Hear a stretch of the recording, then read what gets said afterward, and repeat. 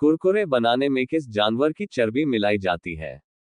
आपका ऑप्शन है ए गाय, बी हाथी, सी भैंस, डी सुअर।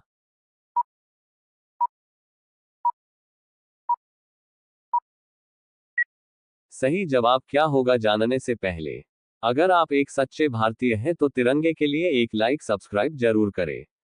आपका सही जवाब है ऑप्शन डी सुअर।